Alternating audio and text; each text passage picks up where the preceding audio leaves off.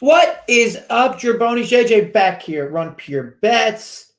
Talking low college football in the morning. Well, it's like the late morning, but it's still the morning, especially if you're in the West Coast. It's definitely the morning. Been a good morning so far. I just had a Taylor ham and cheese omelet. Yeah, that's how I roll. Washing it down with a little coffee. Now, I didn't go with the macchiato today, and I didn't go with the hot fudge nonsense of the mocha, which was an issue last week for me. Also, as you might see, I got the haircut. I didn't like style it or anything, so it's kind of a bit all over the place. But yeah, we're trimmed on the sides. What's up, Yellow? What's up, Christian? So I got three bets that I'm going to talk through. J-Ro from, what's up? Also, if you're in the chat watching, just say hello. It's not hard, don't be an asshole. Nobody likes assholes anyway. It was nice to grab the win yesterday, pretty easily with the over 55.5 or 56, whatever you ended up getting. It wouldn't have mattered. I think the game played into like the 80s.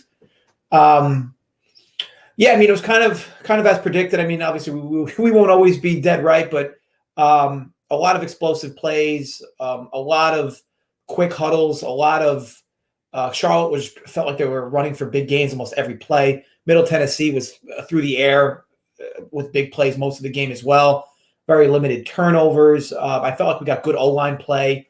Overall, the calls aren't always going to be like that, but it's good. And then, of course, we won the Panthers game as well with their team total under. So, riding some momentum coming into today. But look, the past is just that, right? So we move forward. Nice to grab a few wins, but let's hope to carry some momentum into today. What's up, Matt, Eric, Joel, Joey Cobra, and Adam?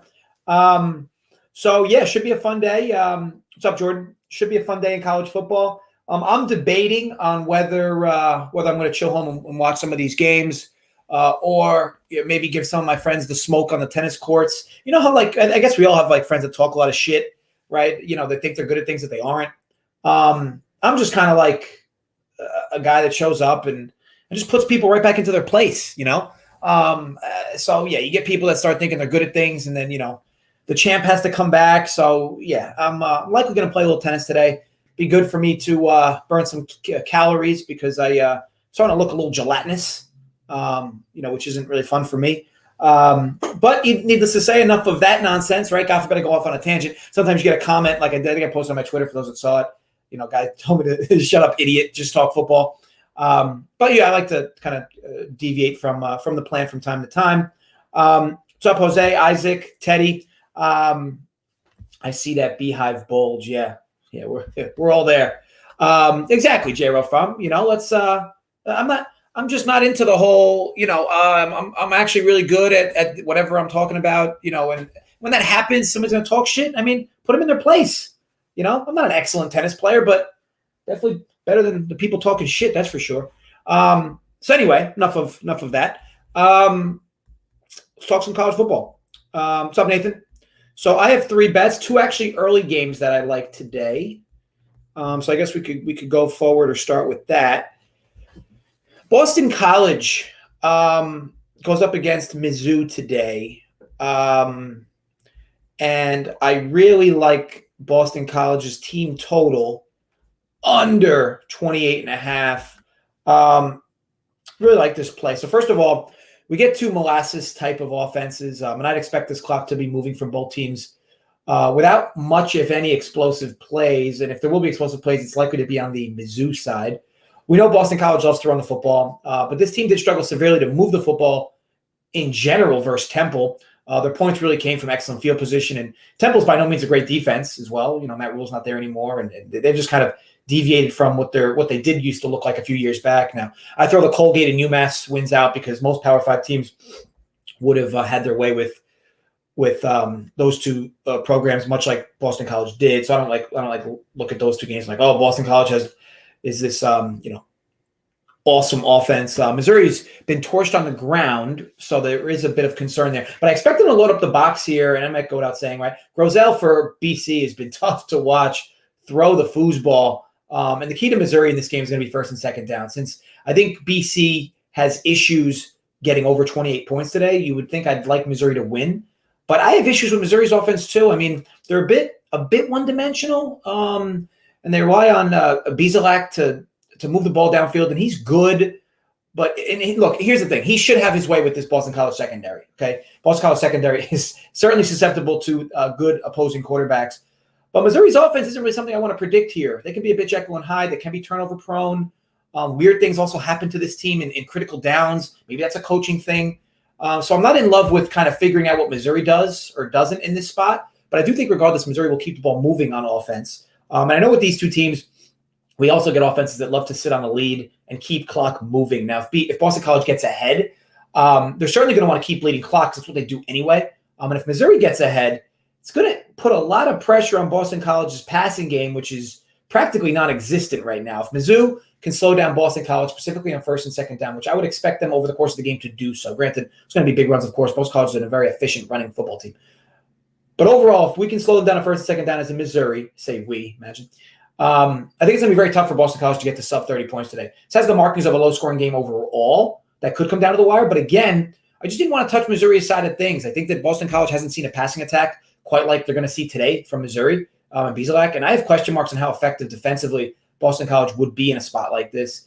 Missouri's a much more balanced than they've looked for the first few games. And what I know about Boston College is they're going to have a big problem throwing the ball against Missouri. Missouri should be able to bring a good pass rush and really keep Boston College really strictly to the ground game.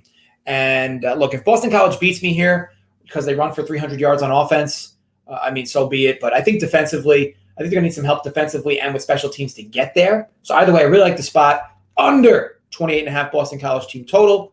That is at DraftKings in New Jersey. So best bet,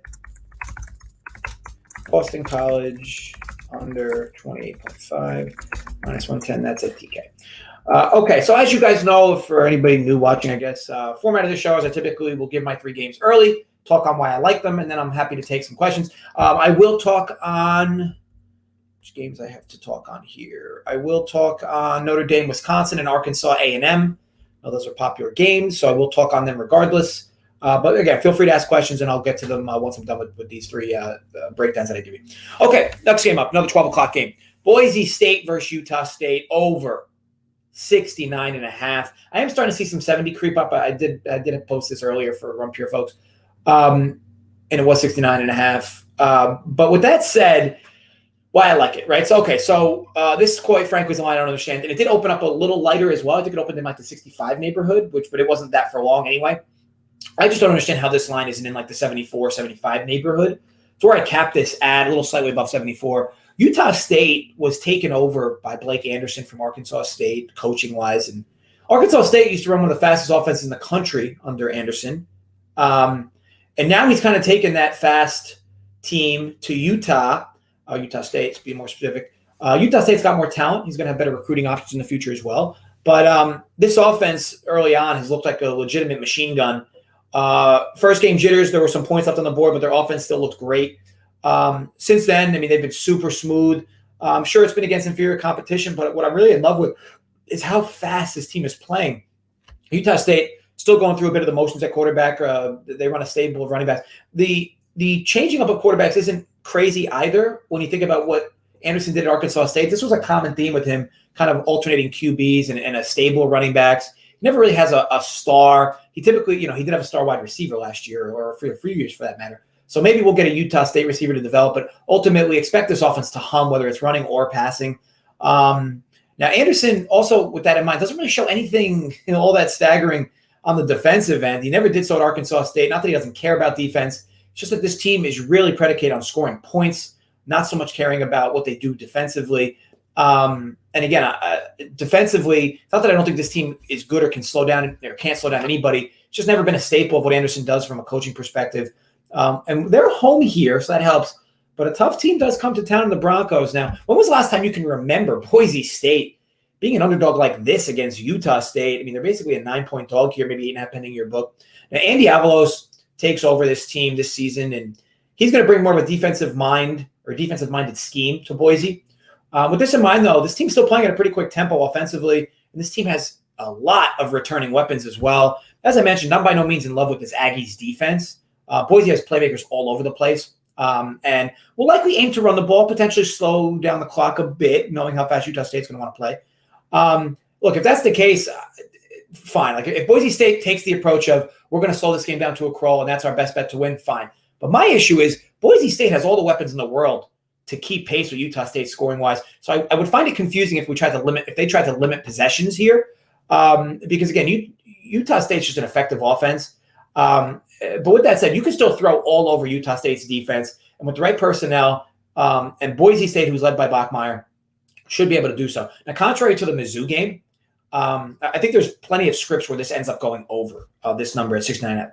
Two teams snapping the ball early in the play clock. Boise State by no means plays slow, as I mentioned, and two explosive offenses. Boise, like I said, can take the approach of we're gonna crawl this game to a snail or snail this game to a crawl. But that would really be my only concern here, unless you got into like some weird field position game where consistently teams got to the 50 or the 40 and then slow down on offense, forcing deep punts. But look, this total can very well get into the 80s. Boise has all the talent offensively to keep pace. The more possessions, the better. And from their perspective, I would think that's what they want to do, because Bachmeier should be able to, again, toss the ball all over this team's secondary. And the offensive line should be able to hold up. Utah State should not put a lot of pressure on Boise at all. And Utah State is deserving to be a favorite here. I think their team total is like 41.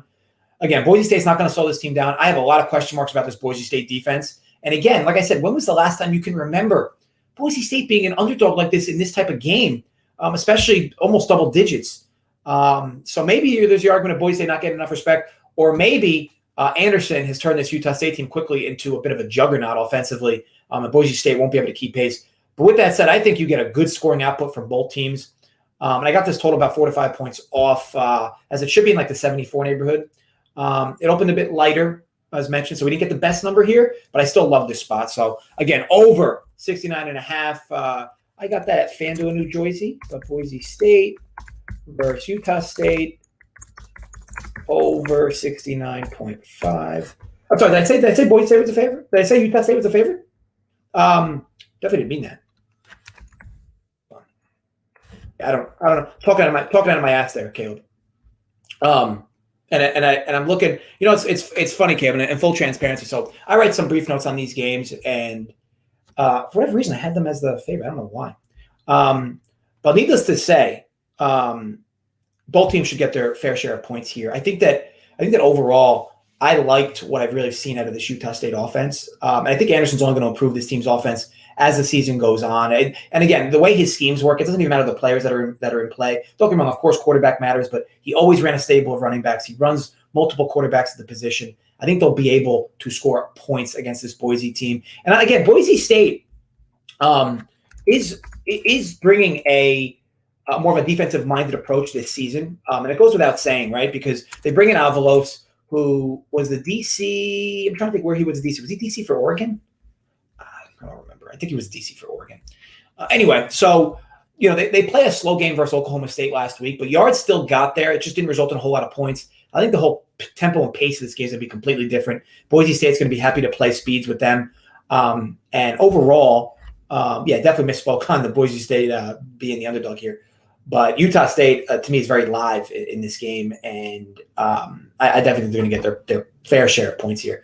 So, Boise State versus Utah State, and that is over 69.5 minus 110. Okay. So then I also like 3:30 game. Florida State versus Louisville. I will go right back to the well here, or money pit, if you will. So I faded Louisville the last time out versus UCF, and they kind of ass-banged me there. Florida State, though, here, I like them on the money line. So it was plus 105 last night. I believe that's shifted to minus 105, though. Get you the exact number. I don't want to be giving you guys stale numbers. But I do believe at worst it's going to be like minus 105. Let me see what we got here in some of these books. So I see plus 100. So, Florida State money line plus 100.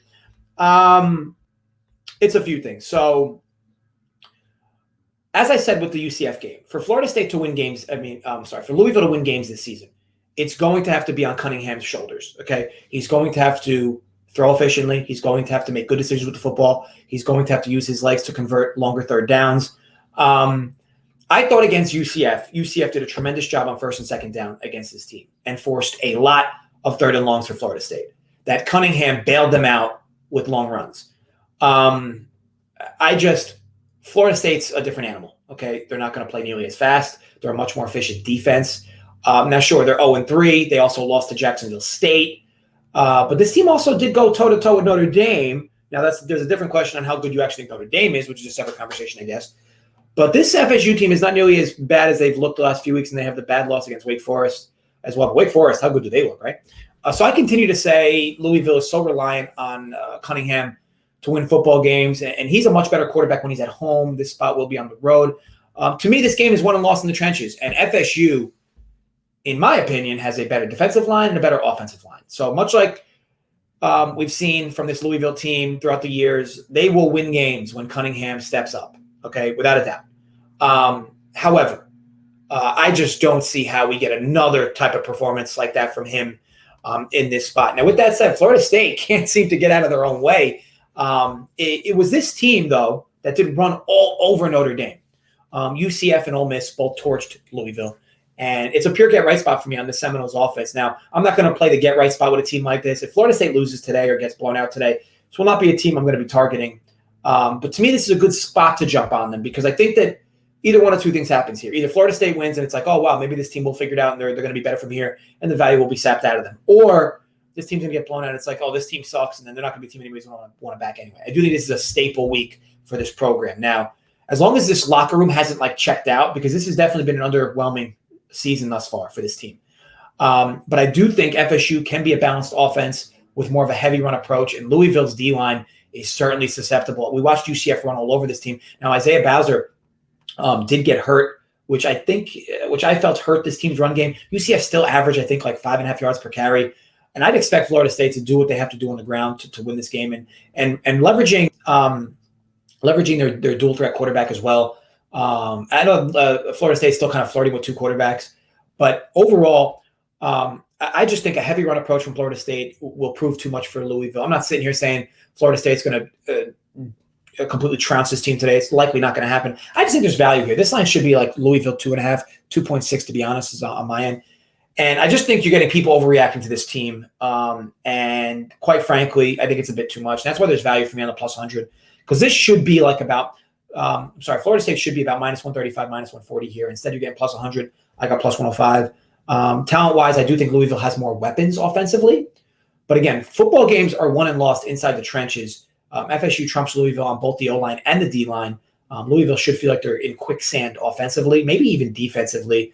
Again, as long as we don't get a hang-up the cleats type thing from Louisville, from FSU this early in the year, this is a prime spot for a get-right for them. So again, good price. Florida State money line. Considering I like it up to 140, considering I have it valued at 140, for me, you can play us up to minus 120. I don't think it'll get there, though. I do think that Louisville is going to be more of a popular play today. So, again, that is Louisville. That is FSU money line plus 100 versus Louisville. Imagine if you couldn't spell Louisville. Okay. So, and I still didn't spell it right. Could you imagine? Imagine spelling Louisville like that. Okay. So, so let me talk on a few other games, and I'll take some questions from you guys if you have them. What's up, G-Sauce? Thanks for checking in. See, G-Sauce knows there's typical, entrance protocol here. He gives his social as well. We just archive it for our own purposes and our own records. No need to get crazy. Just throw your socials in there. We just like to keep them documented. Okay, so Arkansas and Texas A&M. Is this line still A&M 5? That's A&M down to 4.5. So I will tell you this. It goes without saying that Arkansas is likely to be quite popular here, right? As a dog. There are some question marks I have, though, about this team, and it really is predicated around who have we beaten, right? I think there's been a lot of disparity in college football this year, and I think that because I think it's been able to rocket ship Arkansas up rankings. I'm not saying they don't deserve to be ranked 16th. I'm just saying this is quite a tough test. Now, sure, they beat Texas. I'm personally not in love with what I've seen from Texas myself, so I don't hold that win all that great. Georgia Southern hasn't been that great either. And then Rice, it's blah. So, sure. But on the other end, it's not like A&M has beaten many good folks either. I just think that A&M defensively is a huge test for this Arkansas offense. And we know Arkansas's offense has been certainly improved since this Bryles era, if you will. However, I think there's a lot of variance coming into this game because first of all, I don't know what to make. I truly don't know what to make of this Arkansas offense. And it is hard to say what to make out of the Texas A&M defense. Now, we know often we get good defensive play from the Yankees, right? I mean, that's been the last few seasons under Jimbo. But overall, offensively is where this team kind of struggles. So with that said, it's hard not to like the under a bit. But this is a super low under, right? And if A&M's defense isn't what we expect it to be, Arkansas is going to score points today. And we know you can score points on Arkansas. So that's kind of what steers me away from the under. I would say, though, I think if you're going to bet this game, I think you have to take the A&M approach. I think you either take A&M, you either wait and live bet A&M on the money line, or you can take like first half lay the 3. I think A&M's a much better squad. I know it's like, oh, well, they're the 7th ranked team. Obviously, you think they're a better squad. It's a team like Arkansas this early in the season can go one of two ways. Either this team in Arkansas is going to be good enough where in their next game against Georgia, they're a huge upset candidate. Or this team hasn't really played anybody and they're going to get shellacked today, and then they will likely follow it up with a shellacking at Georgia where they can bounce back against a team like Ole Miss who's not going to play defense. I'm interested in what a team like Arkansas can do when they're up against a very good defense. And yeah, sure. I mean, Tushiro mentions it, how A&M will be leveraging a backup quarterback today. I just don't know how much it matters. I think most teams in the SEC will be able to move the ball with ease or somewhat ease against this Arkansas defense. And I know that you believe Barry Odom is a complete wizard on the defensive coordinator end. I have my own question marks there. All things considered, here's the thing. I think if it's a low scoring game, I think it's in huge favor of A&M. And I think if it's a high scoring game, I also believe it could favor A&M because from a possession by possession basis, this A&M offense is more efficient. Sure, Arkansas moves faster. Arkansas is going to score more points during the regular season because they're going to have more possessions. Okay, but A&M from top to bottom is a better roster.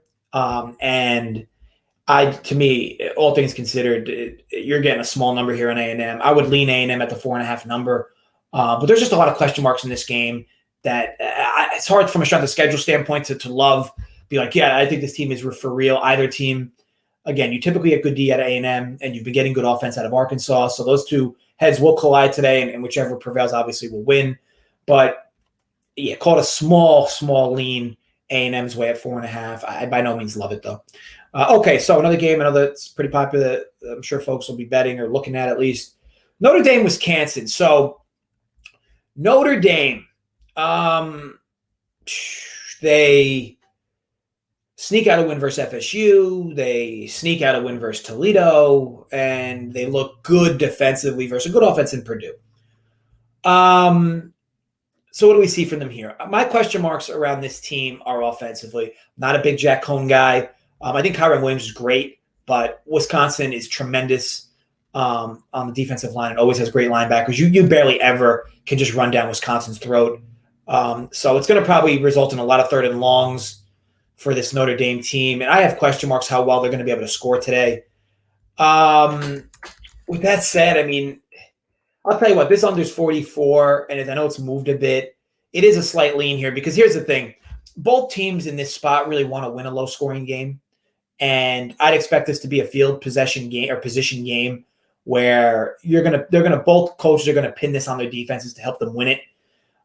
Wisconsin being 6.5, I mean, I don't know if they deserve that. The problem I have with laying these type of points against a good team in Notre Dame with Wisconsin is, man, scoring is going to be a premium today. And if Notre Dame was to score a touchdown, even if it was an oops touchdown, to go ahead, I mean, then you might force Wisconsin at some point to have to start throwing the football, which I don't really love that idea. Graham Mertz maybe has taken the next step in his career. I don't know. I'm not in love with that. I think Malusi's a great running back, but Wisconsin always has a good stable of backs.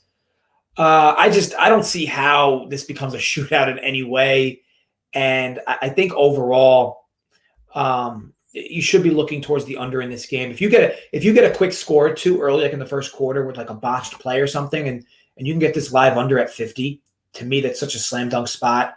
again, you have two teams that are really going to try to slow this game down. Notre Dame is happy to play with teams that want to move at pace, and they're happy to move their offense. At least they were in prior years. This year, I'm not in love with this offense by any means. I think they lack a lot of playmakers on the outside. Again, Kyron's good from the backfield, but he's only going to be able to do so much, and he's going to struggle today against this Wisconsin front.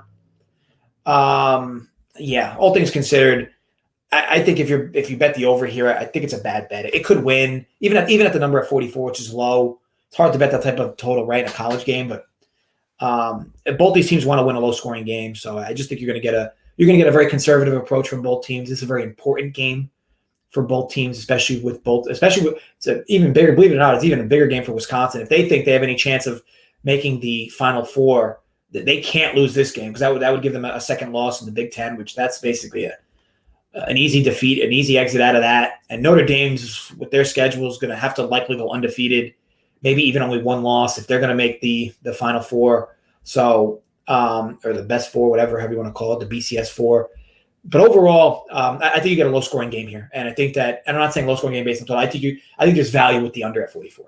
So, okay, so Andrew, thoughts on Michigan today? So Michigan is a pretty decent favorite, correct? If I remember correctly. This game. I see it. I could have sworn I saw it. I don't know why I don't see this game. Hold on. Michigan. I don't know why I don't see this game. Hold on. Imagine coming into a video and not having Michigan on your Rutgers. But why don't I see that? Okay. Anyway. All right. So so they're about 3 touchdown favorite, right? Total 50. So I briefly looked into this game. Now, Michigan has had a huge upgrade at the quarterback position, at least so it appears, right? My issue is I do believe that's influenced into this market. Look, McNamara's has been tremendous, and Corum has been awesome. They've gotten good play out of Cornelius Johnson from the wide receiver position, but overall, this offense has been incredible or looked incredible. I think that my issue is Michigan hasn't really played good defenses. Now, Rutgers, I think, is missing their star corner, I think, if I remember correctly when I looked into this. But this Rutgers defense looks for real. I mean, I know that the sample size is small, but what I'm interested really in this game is how much of a test can Rutgers defense put on Michigan. I mean, this defense completely quieted Temple. Syracuse, I'm not in love with. I think Temple's offense is decent, and they completely shut them down. Delaware doesn't mean much to me either. So the big test here is going to be how good is this Rutgers defense, and in reality, how good is this Michigan offense? Sure, Michigan blows out Northern Illinois, but what does that mean? And non-D1 team in WMU, and they look good against Washington, but again, what does all this really mean? Rutgers. I think the big thing to this for me is you have to like the under in this game because I think that it's influencing this line why this total is actually 50. Because I think in reality, if you actually look at what these two teams have done thus far, they've both played tremendous defense. So to me, you look at a Notre Dame Wisconsin game, right, where the total is 44, two teams that have played tremendous defense, two teams that still run effective offenses, right, but have tremendous defense. Rutgers, I'm not in love with this team's offense by any means. I know they've looked good thus far, but they haven't played anybody defensively. Michigan, it's much of the same. Now, at least Michigan's played a Washington team, which should have a decent defense this season. But Rutgers hasn't really played anybody, and they were only able to grab 17 against Syracuse in a game where they kind of really struggled to move the football. So, yes, I agree with you that it might be tough for Rutgers to move the football, but I also don't think Michigan's just going to steamroll this team offensively. So, I guess you could argue for some value on Rutgers grabbing 3 touchdowns, but again, I'd prefer personally the total, which is 50 under, and that's a strong lead for me. I almost actually made it a bet. If this total got to like 51, 52 pregame by people pounding me over, I'm definitely going to fire because I think this is a game that plays very similar to the Notre Dame game. And if Michigan goes up big, if they do, I mean, I'd expect them to do nothing more than just kind of milk clock here. I know that they ran up the score versus NIU, and maybe Harbaugh's trying to make a statement because that's the thing with the Harbaughs, right? They're just bullies. But I don't know how much of a statement they can really make. I think this Rutgers defense is for real. I've liked what I've seen from them. Yes, this is a real test for them.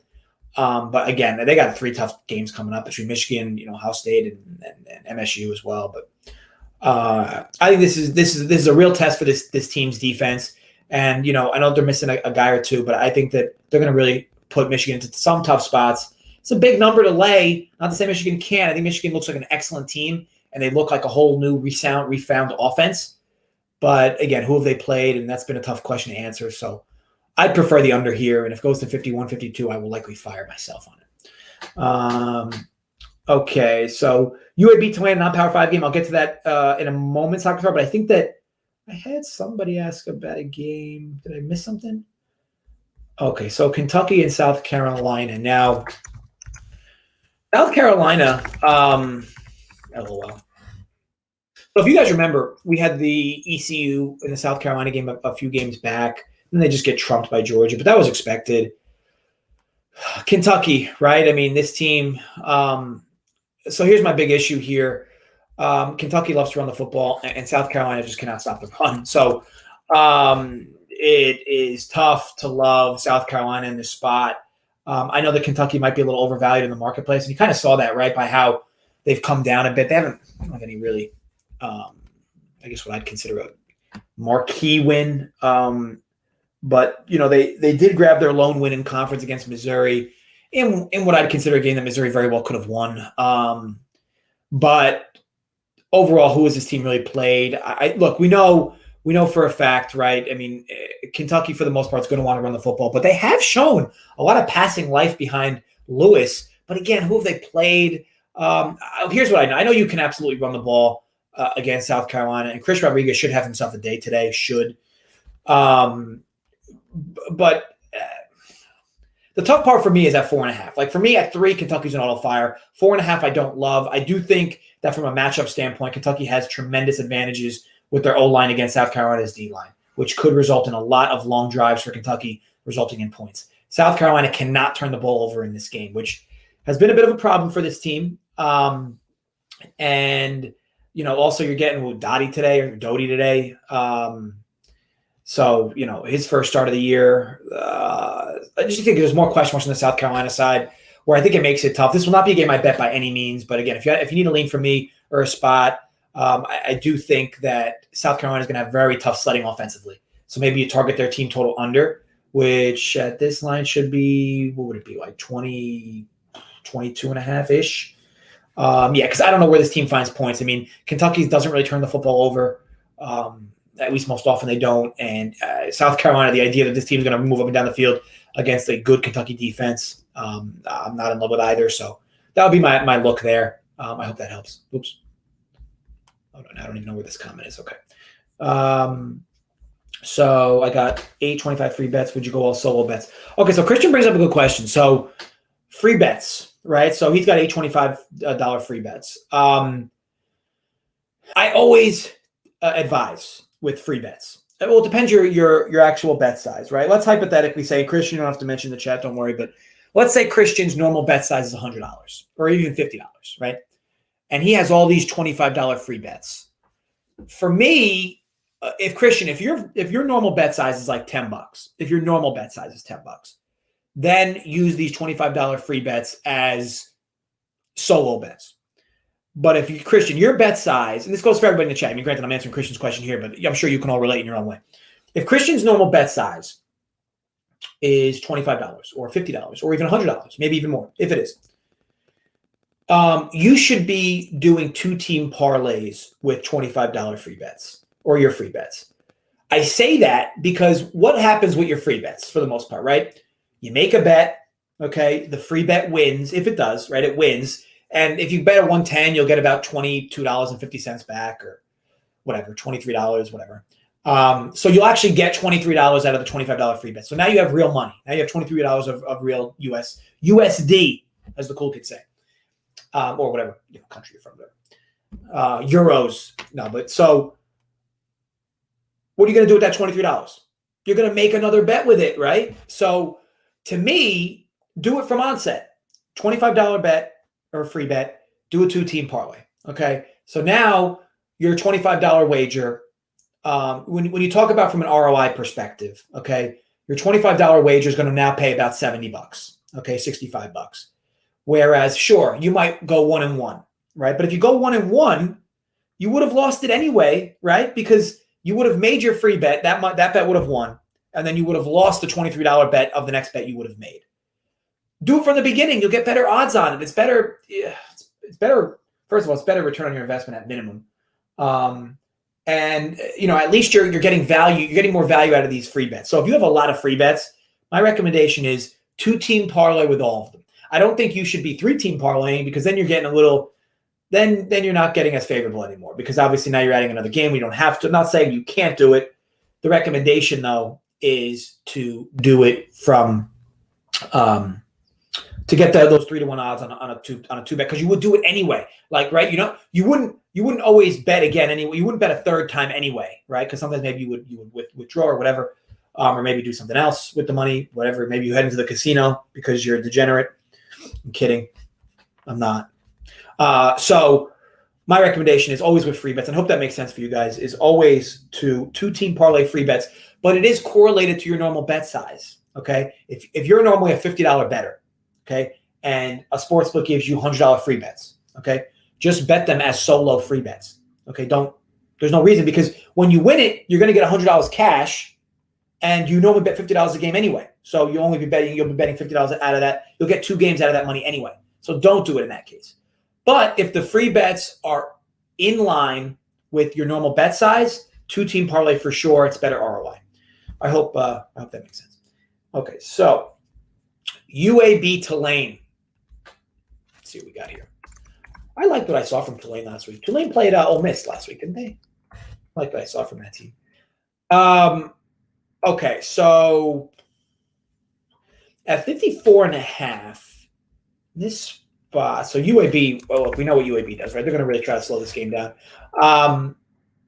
But what I've liked from Tulane has been how quickly this team has moved offensively. I thought they really tried to move with Ole Miss last week, and I know Ole Miss ended up Ole Miss. I'm getting this right. I don't want to make sure I'm misspeaking. Tulane played Ole Miss last week, right? I'm not talking out of my ass. Yeah, so they played Ole Miss. Now, sure, Ole Miss offense looked like a juggernaut against a team like Tulane, which you would kind of expect, right? But early on, I thought Tulane really came to play. Now, it became an issue when Tulane was kind of forced into these longer downs, and they had to kind of throw the ball and that's just not who they are. So it became a bit of an issue. And then Ole Miss, I felt like they dominated time of possession, which is not something they really ever do. Ole Miss 700 yards of offense in that game. Oh well. Believe it or not, though, I do. So UAB is usually a team that's somewhat underrated in the market. This defense is incredible, and I get why this total is what it is. I just think that they're going to run into a different type of offense today in Tulane. And Tulane, while they can play slow at times, this team is, when they can run the football with effectiveness, this team is tough to stop. And I do think they're going to have some success running the football today. So yes, this total's low at 54.5, or it might be high in your consideration when you get 2 defensive teams. But I do think there is some value in this game going over. UAB's offense, I've liked what I've seen from them thus far. In a short sample, sure. And Georgia, they got basically shellacked against, but that would have been expected. And I think that it wouldn't surprise me if this game played into the 30s with both teams. So I do like slightly leaning over at this new number. It's come down a bit with some understeam, and you might be able to wait until like the game starts at 8 tonight. So you might be able to wait till like 7:30 to actually bet that over. But I do think that, Danica Patrick's looking good. Shit. Good for her. All right. So anyway, I know off topic, but I do slightly lean the over there. I don't, as far as sides go, I think it's tough to say how good both teams are. And you're going to hear me say that a lot. It's still early in the year, and you don't get a large enough sample. Like, you'll either get teams that have played shit teams, or you'll get teams that have done what they're supposed to do against shit teams, and they got destroyed against elite teams. So there's still that kind of middle ground where you don't know. We know Tulane's defense is susceptible. Ole Miss crushed this team. They let Morgan run up somehow 20 points against them. Oklahoma went up and down the field consistently against them. UAB, I've liked what I've seen from this team offensively thus far. And to me, Tulane's going to bring their good running game today. So yeah, slightly on that over. I can't mind that narrative, Yella. So I get that perspective. but it's hard to put that into handicapping. I think it's one of those things, and I'll be honest with you. I think it's one of those things that when it's right, you're like, yep, I think you could tell this team's just emotionally fired up. They want to grab a win after the hurricane. Or it's one of those things where it's like, when you're wrong, you just kind of forget about it and never, you never really. I just don't understand, it's a narrative type of stance, and I get it, but it's hard to start trying to talk about emotions in your handicapping because, again, this stuff's pretty analytical. And if you start, you'll occasionally hear me mentioning about motivation in certain aspects, but I don't like to bring it up all that much because it's hard to. How do you handicap somebody's emotion or handicap somebody's motivation? To truly handicap it, I think it's a good perspective, but as far as is it objective level handicapping, I mean that's where things get a little hairy, and you're not going to hear me talk on that often. I do like the point though. I just think it's tough to truly objectively handicap. So Iowa State, Baylor. We got some questions here. This year I'm not a big 12 guy. If that makes any sense. I'm not Big 12. Did I say Big 12? Idiot. But yeah, ultimately. This year in particular, I'm not a huge fan of this conference. Not that I ever am. Oklahoma doesn't look like anything, and they're usually the cream of the crop here. To me, this game should be closer than what this line indicates, though. Baylor's not getting a lot of respect here, despite you have a team in Baylor that's won the games they're supposed to win, and now they go up against a tough team at home. They're home, right? Baylor's home. Yeah, so Iowa State's looked really good outside of their weird hiccup against Iowa. And is that a weird hiccup? Iowa's a really good team. So, what do you make of it? Baylor looks excellent. Aranda's been good running this team. Look, I just another spot. I'm very selective this week, and you'll see me selective next week as well, because once teams truly have their conference play underway, and not every team does. So some of the teams start their conference play the third week or the fourth week or whatever. This is where you can really start to draw parities and even further disparities between teams. To me, at a surface level, at minimum, Iowa State's getting too much love here at this number. But I do think it's a difficult spot for a few different reasons. I think Baylor scores points today, but I think for Baylor to win, and this sounds cliche, they're going to have to score points today because Iowa State will pressure this team on their defense. So I think Baylor's going to want it to get into, I don't want to call it a shootout, but maybe a mini shootout if they can here. This total is 46. So when I say mini shootout, I mean Baylor wants to get this game into the high 20s. Like they want to. The question is, can they? So Iowa State's defense is super sound. Baylor's offense has looked really good thus far. Can they continue to establish a well-balanced attack offensively, especially with the ground game? All things considered, again, you want to lean from me. I take the points with Baylor. I don't love it, though. Okay, so I think that might cover everybody's questions. Did I get everybody? Boise, nice haircut. Thanks. Yeah, you got it, Ricky. Yeah, I think that covers everything. I mean, we're basically 10 minutes away from the start. So look, I hope you found this video informative and helpful. I gave you out 3 best bets that I like for the today, and I went through them all. They're also in the live chat if you wanted to grab them. Boise State, Utah over 69.5. The Boston College under their team total at 28.5. And then Florida State money line in what I have as a game that Florida State should be favored in, slightly at 2.5, but instead you're able to get some value with the money line in a spot that they should be able to dominate both sides of the line in. So overall, yep, that's where we're at. So I wish you guys all the best of luck with all your bets today. If you're playing DFS as well, good luck with that. Good luck with any gambling you're doing today. Jay will be back with a little UFC live show later on. And then I'll be back talking NFL with the Run Pure Sports folks. There is for those that do like hearing my perspective in NFL, the 1 or 2 folks that is, LOL. I did talk with Run Pure Sports on, was it Wednesday night or Thursday night? Kind of losing track of the days.